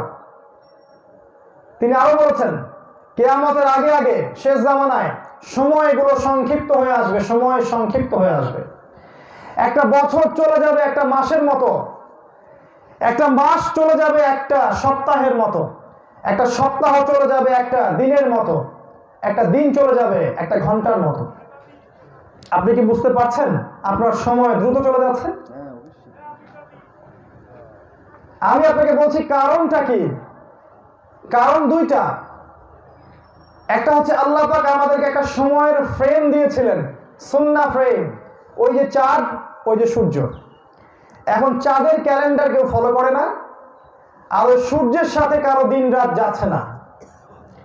আমাদের যুব সমাজকে দেখবেন সূর্যের সাথে চলে না, পশ্চিমা সময়ের সাথে চলে। ঘুমায় 2টায়, ঘুম থেকে ওঠে 10টায়, 12টায়, 1টায়। ওদের দিনটা দেখবেন 5 ঘন্টা 6 ঘন্টা, সময়ের বরকত চলে গেছে।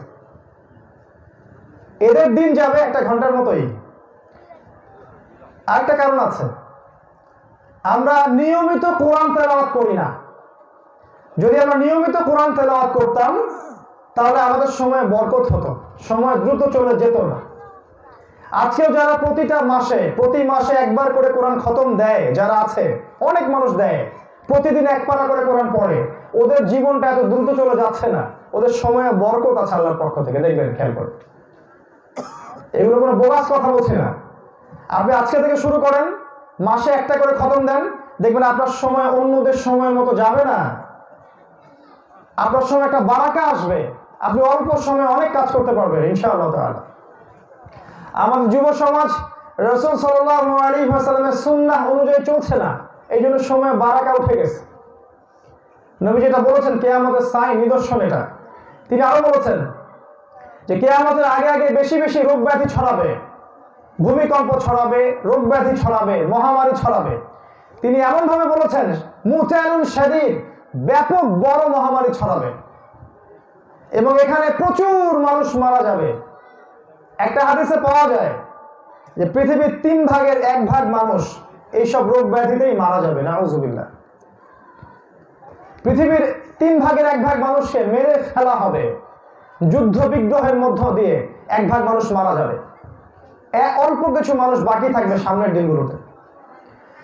নবী করিম সাল্লাল্লাহু আলাইহি ওয়াসাল্লাম বলেছেন, আখিরুজ জামানের বড় সাইন হচ্ছে মাদকদ্রব্য। সমাজে যেদিকে তাকাবেন দেখবেন মানুষ মাদক খাচ্ছে। আমি গুটিয়ে নিচ্ছি লেকচারটা। নবী সাল্লাল্লাহু আলাইহি ওয়াসাল্লাম আরো বলেছেন, সমাজে আলেমের সংখ্যা কমতে থাকবে, বক্তার সংখ্যা বাড়তে থাকবে। যেদিকে তাকাবেন বক্তা আর বক্তা, বক্তা আর বক্তা। প্রকৃত রিয়েল আলেম স্কলারকে খুঁজে পাবেন না। তিনি বলেছেন, মানুষ তখন জাহেলদেরকে আলেম হিসেবে গ্রহণ করবে এবং তারা নিজেরাও পথভ্রষ্ট হবে, জনগণকেও পথভ্রষ্ট করবে। আপনার নবী আরো বলে গেছেন, সত্যবাদী ব্যক্তিকে মিথ্যাবাদী বলা হবে আর মিথ্যাবাদী ব্যক্তিকে সত্যবাদী বলা হবে। সবচেয়ে আমানতদার ব্যক্তিকে বলা হবে খেয়ানতকারী। সমাজের সবচেয়ে খেয়ানতকারী ব্যক্তিকে বলা হবে পরম আমানতদার। যাদের নেতৃত্ব দেওয়ার কোনো যোগ্যতাই নাই তারা নেতৃত্ব দিবে, ধর্মীয় ক্ষেত্রেও এবং সামাজিক ক্ষেত্রেও। এবং যারা সত্যিকারের মুত্তাকি, পরহেজগার, স্কলার, আলেম ওলামা মানুষ, তাদেরকে আপনি সমাজে খুঁজে পাবেন না। তাদেরকে সমাজ থেকে অন্য কোথাও নিয়ে যাওয়া হবে, আপনি ওদেরকে দেখতেও পারবেন না কখনো। আপনার নবী আরো বলে গেছেন, পারিবারিক কাঠামো ভেঙে যাবে। সম্পত্তির কারণে সন্তান মাকে হত্যা করবে, সন্তান বাবাকে হত্যা করবে, প্রতিবেশী প্রতিবেশীকে হত্যা করবে, ভাতিজা চাচাকে হত্যা করবে, সামাজিক সম্পর্কের অবক্ষয় ঘটবে। সাহাবীরা বললেন, ওই সময় কি আমাদের আকল চলে যাবে? আমাদের কি কোনো জ্ঞান বুদ্ধি থাকবে না ইয়া রাসূলুল্লাহ? তিনি বলছেন, ওরকমই হবে। ওই সময় মানুষগুলো নিজেদেরকে অনেক বড় কিছু মনে করবে, কিন্তু তারা আসলে কিছুই না। নবী করিম সাল্লাল্লাহু আলাইহি ওয়াসাল্লাম আরো বলেছেন যে সমাজের মানুষের মধ্যে মূর্খতা বাড়তে থাকবে, ইলম বা জ্ঞান উঠে যাবে। ইলম বা প্রকৃত জ্ঞান, কোরআন এবং সুন্নাহর জ্ঞান উঠে যাবে এবং মূর্খতা বর্ষণ হতে থাকবে। একটার পর একটা ফিতনা নামতে থাকবে। একটা ফিতনা চলে যেতে না যেতেই আরেকটা ফিতনায় মানুষ জর্জরিত হবে। তিনি আরো বলছেন, মুসলিমদেরকে অমুসলিমরা এমন ভাবে কেটে টুকরা টুকরা করবে, যেমন ভাবে দস্তরখানায় আমরা খাওয়ার খেতে বসে। সাহাবীরা বললেন, আমরা কি সংখ্যায় তখন কম হব ইয়া রাসূলুল্লাহ? তিনি বললেন, তোমরা সংখ্যায় কম হবে না, তোমরা সাগরের ফেনার মতো হবে। কিন্তু দুইটা বস্তু তোমাদেরকে পেয়ে বসবে। একটা হচ্ছে দুনিয়ার মোহ, দুনিয়ার ভোগবিলাসের মোহ তোমাদেরকে পেয়ে বসবে। আর একটা হচ্ছে আল ওয়াহান, মৃত্যুর ভয়। তোমরা আল্লাহর পথে জীবন দিতে চাইবে না। এই জন্য কাফের, মুশরিক, ফাসিক, জালেম, মুনাফিকরা তোমাদেরকে ঐক্যবদ্ধভাবে শেষ করে ফেলবে। আজকের বিশ্ব এটা হচ্ছে বাস্তব চিত্র। আজকের বিশ্বে যেদিকে তাকাবেন এই চিত্র দেখতে পারবেন। আমরা দুনিয়া নিয়ে ব্যস্ত আছি এবং আল্লাহ রাব্বুল আলামিনের পথে আমরা জান মাল ব্যয় করে দাওয়াত এবং জিহাদে নামতে চাই না। এই কারণেই আমাদের এই পরিণতি হবে। নবীজি বলে গেছেন, তিনি আরো বলেছেন যে হত্যা বাড়তে থাকবে। একজন ব্যক্তিকে এমন ভাবে হত্যা করা হবে, সে জানবে না আমাকে কেন হত্যা করা হলো, আর যে হত্যা করবে সেও জানবে না কি জন্য তাকে মারলাম। সমাজে হত্যা বাড়তে থাকবে। বড় বড় বিশ্বযুদ্ধ হবে। নবীজি বলেছেন, বড় বড় বিশ্বযুদ্ধ, এক একটা যুদ্ধে হাজার হাজার লক্ষ লক্ষ মানুষ মারা যাবে। আপনি প্রথম বিশ্বযুদ্ধের দিকে তাকান, দেখবেন সেখানে কয়েক কোটি মানুষ মারা গেছে। দ্বিতীয় বিশ্বযুদ্ধের দিকে তাকান, সেখানে দেখবেন আরো বেশি মানুষ মারা গেছে। এবং সামনে আরো একটা বড় বিশ্বযুদ্ধ হতে যাচ্ছে, যেখানে ৮০টা পতাকা, মানে ৮০টা দেশ একত্রিত হবে এবং তারা ঐক্যবদ্ধভাবে একটা যুদ্ধ শুরু করবে। এই যুদ্ধে মুসলিমরা অংশগ্রহণ করবে এক পর্যায়ে, এবং ওই পশ্চিমারা মুসলিমদের সাথে চুক্তি ভঙ্গ করবে। মুসলিমদের অবস্থা এমন হবে যে তাদের হাল ধরার কেউ নাই।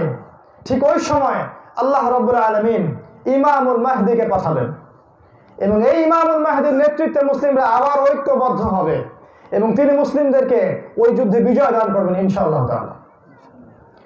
তারপরে মুসলিমরা কনস্টান্টিনোপল, তুরস্কের ইস্তাম্বুল শহরটা আবার বিজয় করবে। এরপর মাসিহুদ দাজ্জাল তার সশরীরে এসে বের হবে এবং এই দাজ্জালকে হত্যা করার ক্ষমতা মুসলিমদের থাকবে না। এই সময় আল্লাহ রাব্বুল আলামিন ঈসা আলাইহিস সালামকে আকাশ থেকে পাঠাবেন এবং ঈসা আলাইহিস সালাম এই দাজ্জালকে হত্যা করবে। এবং তারপরে ওই জেরুজালেম, ইসরায়েল যেটা দখল করেছে ফিলিস্তিনে, ওই জেরুজালেম থেকে ইসলামী খেলাফা আবারও বাস্তবায়িত হতে যাচ্ছে ইনশাআল্লাহ তাআলা। পৃথিবীর কোন শক্তি এই হাদিসগুলোকে উল্টাতে পারবে না, সবগুলো সহিহ। আমি জয়ীফ কোন হাদিস বলিনি এখানে। এই খেলাফা ওই জেরুজালেম থেকে এস্টাবলিশ হতে যাচ্ছে সামনে। কথাটা এই জন্য বললাম যাতে কোন মুসলিম আপনারা হীনমন্যতায় না ভোগেন যে আমাদের এই অবস্থা কেন আজকে, কি হতে যাচ্ছে সামনে।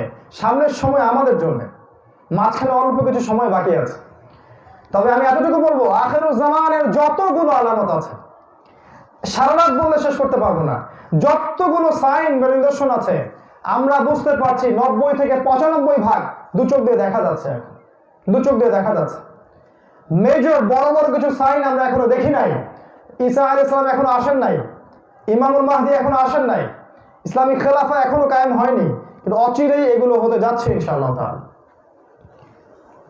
আমার পরে আরো অনেক আলোচনা করবেন, হয়তো স্কলার আছেন, আমি গুটিয়ে নিচ্ছি। এই জায়গাটা থেকে একটা প্রশ্ন ছুড়ে দিতে চাই যে আসলে আমাদের কি কিছু করণীয় আছে, মানে আমাদের আসলে করণীয়টা কি এখন?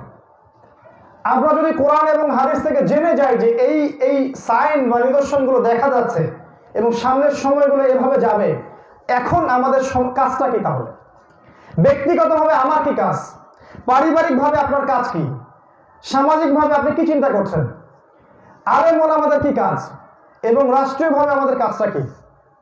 পৃথিবীর কোন শহর, কোন দেশ এই গ্লোবাল ফিতনা থেকে বাইরে যেতে পারবে না, যতই চাক না কেন।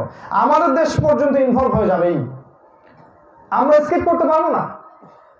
যখন পুরো বিশ্বে ফাসাদ ছড়িয়ে পড়বে, আপনি নিজেও স্কিপ করতে পারবেন না, আপনাকেও ফিতনা এসে গ্রাস করবে। কি পরিকল্পনা? আমি আমার ক্ষুদ্র জ্ঞানে আপনার জন্য কয়েকটা পয়েন্ট বলতে পারি।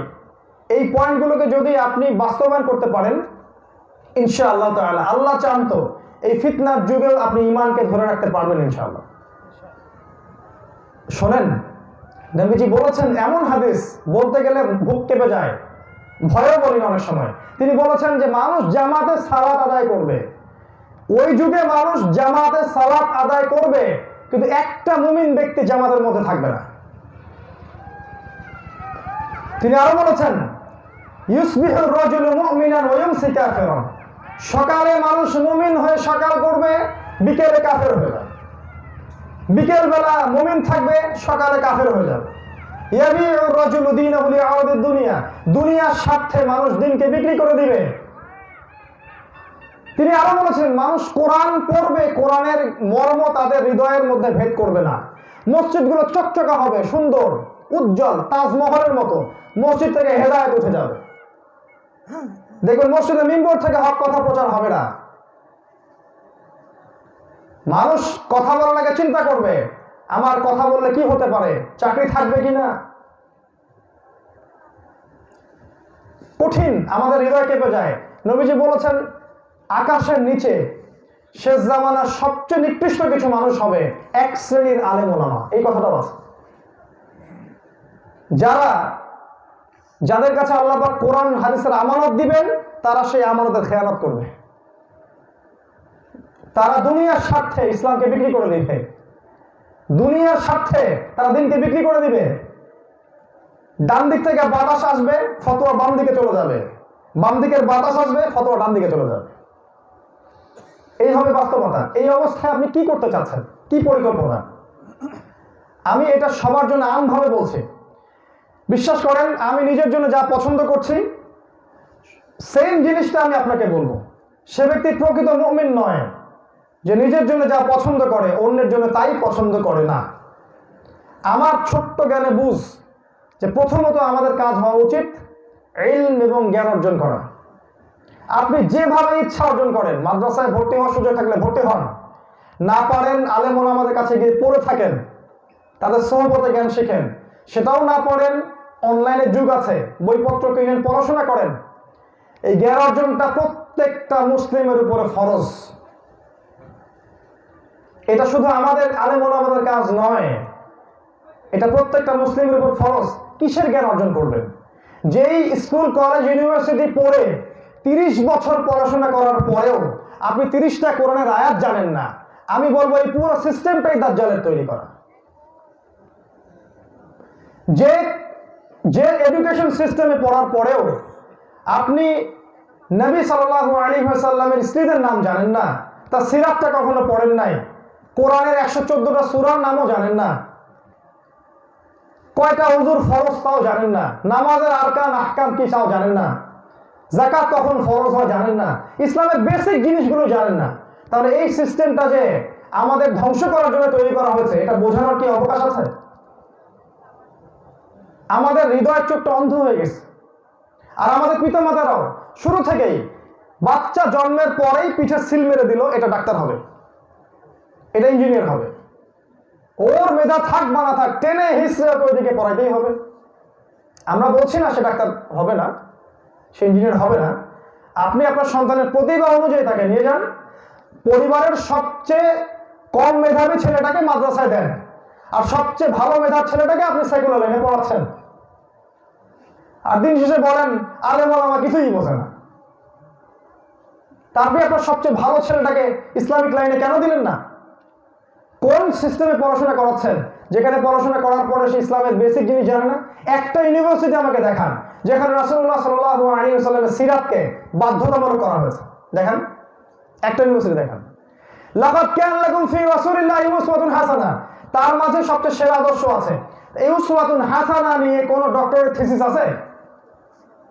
একটা ইউনিভার্সিটি দেখান আমাকে, একটা কলেজ দেখান, একটা বিশ্ববিদ্যালয় দেখান যেখানে কোরআনকে বাধ্যতামূলক সাবজেক্ট করা হয়েছে।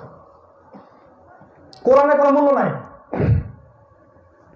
ইংলিশ বাধ্যতামূলক করেছি আমরা 7 বছর, ইংলিশ ওটা না শিখলে আমার কবর আর পার হচ্ছিলাম না। ইংলিশ না শিখলে আমার কবরের প্রশ্নোত্তরে পার পাচ্ছিলাম না, তাই না? কোরআন বাধ্যতামূলক ছিল না, সিরাত বাধ্যতামূলক ছিল না। জ্ঞান অর্জন করুন।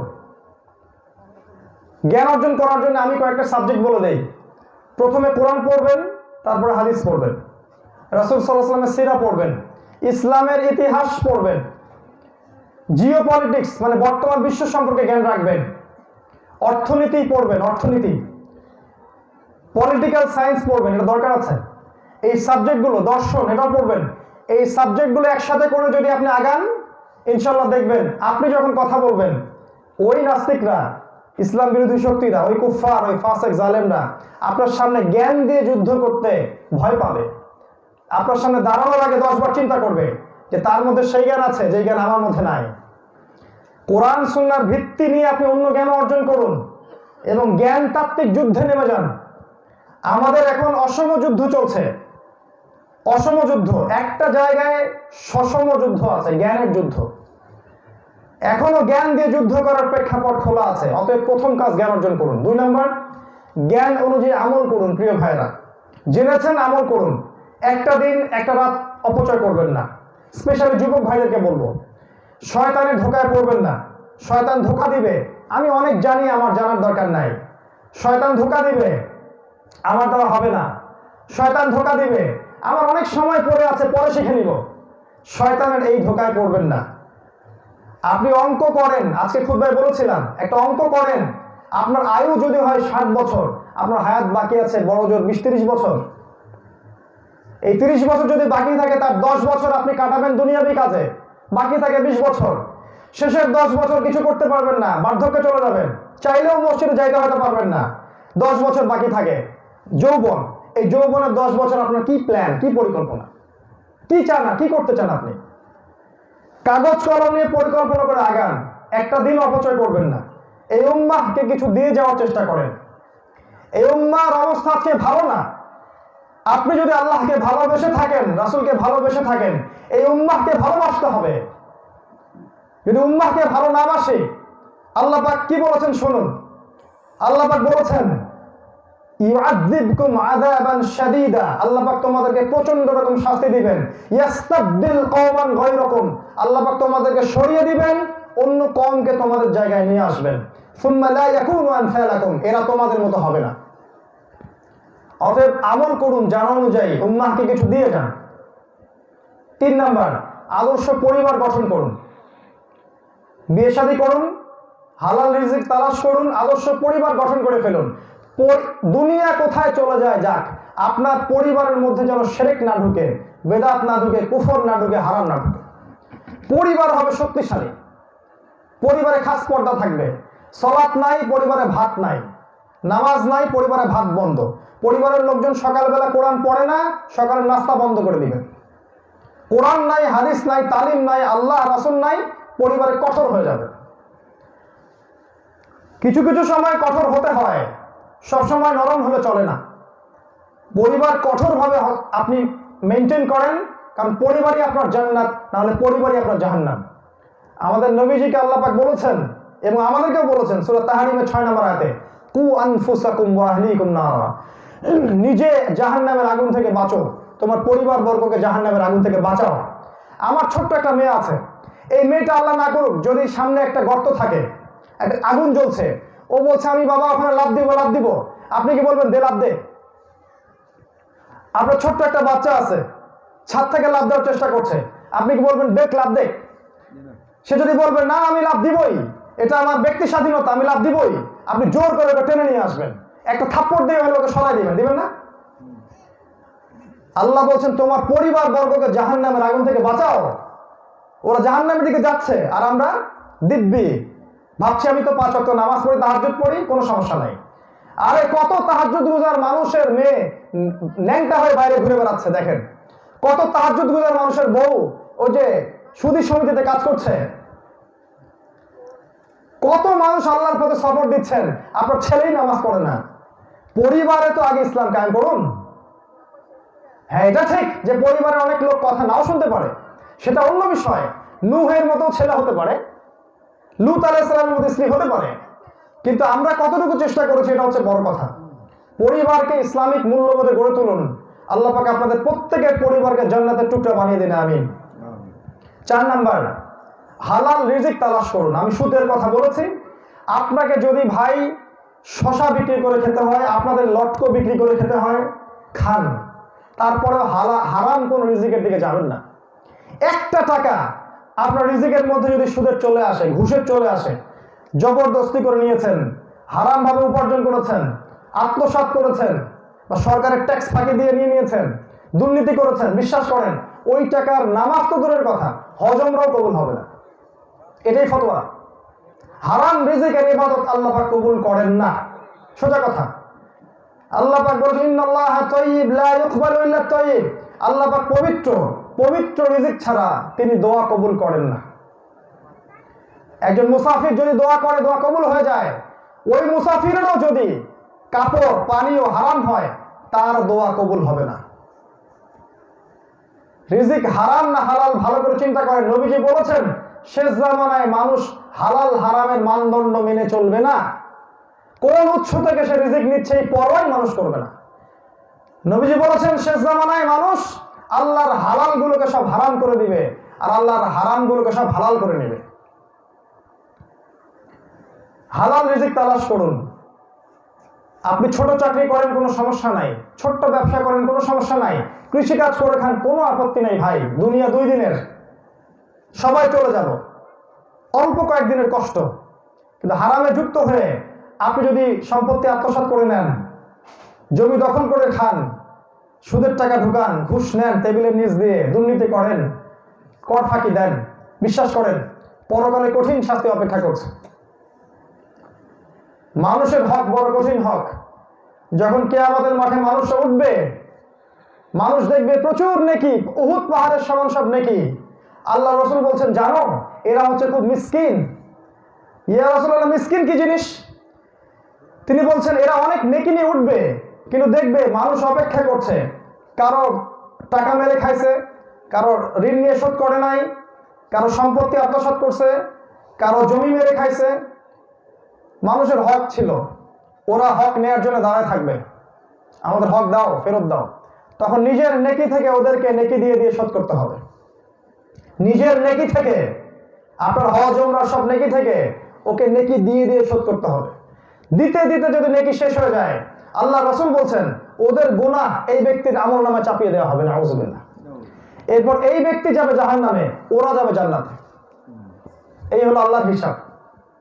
মনে করবেন না যে ওই জিনিসগুলা দুনিয়াবী বিষয়, দুনিয়াবী বিষয় আমি যা ইচ্ছা তাই করলাম আর এদিকে আমি নামাজ পড়লাম, রোজা রাখলাম, তাহাজ্জুদ পড়লাম। জি না, নামাজও পড়েন, সুদও খান, রোজাও করেন, ঘুষও খান, হজও করেন, দুর্নীতিও করেন। আফাতুমিনুনা বিবাদিল কিতাব ওয়া তাকফুরুনা বিবাদ, কিতাবের কিছু অংশ মানো, কিছু অংশ মানো না। এটা করবেন না। হালাল রিজিক তালাশ করুন। 5 নাম্বার, আপনার সন্তানদেরকে আদর্শ ইসলামিক মূল্যবোধে বড় করুন। আমরা একসময় থাকবো না ইনশাআল্লাহ। আমাদের বিশ্বাস আল্লাহ ভালো জানেন। আমাদের মত, আমাদের বিশ্বাস আগামী 20, 30, 40 বছরের মধ্যে এই পুরো বিশ্বের প্রেক্ষাপট চেঞ্জ হয়ে যাবে ইনশাআল্লাহ। এর মধ্যে ইমাম মাহদিও চলে আসতে পারেন, ঈসা আলাইহিস সালামও চলে আসতে পারেন। আপনার বাচ্চাদেরকে মানুষ করে যান। বাচ্চাকে কি খাওয়াচ্ছেন খেয়াল রাখেন, শারীরিকভাবে সুঠাম করে মানুষ করেন, দ্বীনি ইলম শিক্ষা দেন, কঠিন অনুশাসনে মানুষ করেন, যেন এরা প্রত্যেকে আল্লাহর পথে মুজাহিদ হতে পারে। আপনি কবরে শুয়ে শুয়ে নেকি পাবেন ইনশাআল্লাহ। ওই মিডিয়ার গোলক ধাঁধায় পড়বেন না। নবীজি বলেছেন শেষ জামানায় সত্যকে মানুষ মিথ্যাকে সত্য বলবে। এটার কাজটা করবে মিডিয়া। রাতকে দিন বানাবে, দিনকে রাত বানাবে। ওদের ধোকায় পড়ে বাচ্চাকে নষ্ট করবেন না। খুবই কনসিয়াস থাকেন বাচ্চার ব্যাপারে। আপনার বাচ্চাকে নিয়ে আপনার স্বপ্ন বোনা উচিত। আমার বাচ্চা হবে আমার সামনের আগামী প্রজন্মের মুজাহিদ ইনশাআল্লাহ। আল্লাহ চান তো ওদের হাতে ইসলামের পতাকা দিবেন ইনশাআল্লাহ। মানুষ করে যান। 6, ইসলামের দাওয়াত প্রচার করুন, ব্যাপক দাওয়াত প্রচার করুন। স্পেশালি সমসাময়িক প্রেক্ষাপট, শেষ জামানা এবং আমাদের করণীয়গুলোকে নিয়ে বেশি বেশি মাহফিল করুন, জলসা করুন, মসজিদে আলোচনা করুন, যাতে করে মানুষ সচেতন হয়, কিছু প্ল্যান করে আগামী দিনের জন্য। এবং এই দাওয়াতটা দিতে গিয়ে আমি একটা রিকোয়েস্ট করব, এই দাওয়াতটা দিতে গিয়ে ভাইয়ে দূরত্ব সৃষ্টি করবেন না। আমরা অনেকে দাওয়াত দিতে যাই এবং এমন সব বিষয় নিয়ে দাওয়াত দেই যেগুলো আমাদের মধ্যে বিভক্তি সৃষ্টি করে দেয়। এটা করবেন না। আমরা সবাই মুসলিম, আমরা সবাই একে অপরের ভাই। আপনার সাথে আমার দু একটা বিষয়ে মত পার্থক্য থাকতেই পারে, স্বাভাবিক। তার মানে এই নয় যে আপনি হচ্ছেন মুমিন আর আমি কাফের, বা আমি কাফের আপনি মুমিন, এমন নয় বিষয়টা। এইসব ইখতিলাফগুলোকে দূর করে ভাইয়ে আপোষে মহব্বত তৈরি করুন এবং ঐক্যবদ্ধভাবে দাওয়াতি কাজ করুন। আল্লাহ পাক কবুল করুন। আমি আরেকটা কাজ করতে পারেন, সেটা হলো প্রত্যেকটা জায়গায় প্রতিটা জেলায়, শহরে, সব জায়গায় একটা করে কমিউনিটি গড়ে তুলবেন। একা একা থাকবেন না, একসাথে থাকবেন। একা একা আপনি ঈমান ধরে রাখতে পারবেন না। আমি বলছি না যে নতুন করে একটা দল ক্রিয়েট করতে হবে, এটা বলছি না। তবে একসাথে থাকবেন, আপোষে মহব্বত নিয়ে একসাথে চলাফেরা করবেন ঐক্যবদ্ধভাবে। আর দুটো বলে শেষ করছি। একটা হচ্ছে খাবার। বারবার বলি, অনেকে বোঝেন না কথাটা। খাবারের ব্যাপারে সচেতন থাকবেন। শেষ জামানায় বেশিরভাগ খাবার হয়ে যাবে করাপ্টেড মানে হচ্ছে বিষক্রিয়াযুক্ত। খাবার খাবেন আপনি রোগ নিরাময়ের জন্য, উল্টা আপনি রোগে পড়ে যাবেন। এই কথাগুলো অনেকে হয়তো বলে না, আমরা জানি বলে বলছি। অর্গানিক খাবার, নিজের উৎপাদিত ফ্রেশ খাবার ছাড়া এমন কোনো খাবার খাবেন না যেটা ম্যানুফ্যাকচার্ড। আপনি জটিল রোগে আক্রান্ত হয়ে যাবেন। সচেতন হয়ে যান। বাচ্চাকে তো খাওয়াবেনই না। আর শেষ কথা হচ্ছে টাকা, ব্যাংক ব্যালেন্সে অনেক বেশি টাকা রেখে দিবেন না। আগামী বিশ্বে যে ঘটনাগুলো ঘটতে যাচ্ছে তার মধ্যে অন্যতম একটা ঘটনা হচ্ছে পুরো বিশ্বের ব্যাংকিং সিস্টেমটা পড়ে যাবে, থাকবে না। আজকে বলে গেলাম, আগামী কয়েক বছর পরে বলবেন যে এক ভাই আসছিল, এই কথাটা সেই ভাই বলে গিয়েছিল। ব্যাংকিং সিস্টেম থাকবে না, কলাপস করবে। আপনি পাবেন না, কাগজের টাকা উঠে যাবে, সব ইলেকট্রনিক মানি। দেখবেন ইলেকট্রনিক মানি হয়ে গেছে। আপনি যদি ব্যাংকে বেশি টাকা রেখে দেন, আপনি সম্পদ হারাবেন। কি করতে পারেন? আপনি স্বর্ণ, রৌপ্য, জমি এবং গবাদি পশুর মধ্যে টাকা ইনভেস্ট করতে পারেন। আমরা শেষ করছি, আমাদের মেহমান এসে গেছেন। সর্বশেষ যে একটা কথা বলে শেষ করবো, প্রিয় ভাইয়েরা, আমার অনুরোধ থাকবে কোরআন এবং হাদিসের সাথে শেষ জামানার বিষয়গুলোকে নিয়ে পড়াশোনা করবেন। একদিনের মাহফিল না, প্রতিনিয়ত প্রতিদিন রাত মসজিদগুলো আবাদ থাক, ইলমের চর্চা হোক, আমরা জ্ঞান অর্জন করি, জ্ঞান অনুযায়ী আমল করি, আদর্শ পরিবার গঠন করি, আমরা আমাদের সন্তানদেরকে মানুষ করার চেষ্টা করি, হালাল খাবার খাই, ফ্রেশ খাবার খাই, হালাল সঞ্চয় করি, সম্পদ সঞ্চয় করি। আগামী দিনের জন্য আল্লাহর পথে যান মাল সময় শ্রম ব্যয় করার মানসিকতা তৈরি করি এবং আগামী দিনের যে দাওয়াত এবং জিহাদ আসতে যাচ্ছে এর জন্য নিজেদেরকে প্রস্তুত করি। আল্লাহ পাক আমাদের সবাইকে তৌফিক দান করুন, আমিন। আমার ক্ষুদ্র জ্ঞানে এতটুকু আমার সাজেশন। আপনারা যদি স্টাডি করেন তাহলে আরো অনেক কিছু আপনারাও বুঝতে পারবেন। আল্লাহ পাক আপনাদের সবার দুই চোখ খুলে দিন, হৃদয়ের চোখ দিয়ে দেখার তৌফিক দান করুন, আল্লাহুম্মা আমিন। আমরা দোয়া করছি আল্লাহ রাব্বুল আলামিন আমাদের প্রত্যেককে পবিত্র কোরআন এবং সুন্নাহ অনুযায়ী জীবনযাপন করার তৌফিক দান করুন, আল্লাহুম্মা আমিন। আল্লাহ পাক মুসলিম উম্মাহ মাঝে ঐক্য দান করুন, আমাদের আপোষে ইখতিলাফকে দূর করে দিন, আমাদেরকে কোরআনের জ্ঞান অর্জন করার তৌফিক দান করুন, আদর্শ পরিবার গঠন করার তৌফিক দান করুন। ইসলামের জন্য, দিন কায়েমের জন্য আমাদের জান মাল সময় শ্রমগুলোকে আল্লাহর পথে বিলিয়ে দেওয়ার তৌফিক আল্লাহ পাক সবাইকে দান করুন, আমিন। সুবহানাকা আল্লাহুম্মা ওয়া বিহামদিক আশহাদু আল্লা ইলাহা ইল্লা আনতা আস্তাগফিরুকা ওয়া আতুবু ইলাইক। আসসালামু আলাইকুম ওয়া রাহমাতুল্লাহি ওয়া বারাকাতুহু।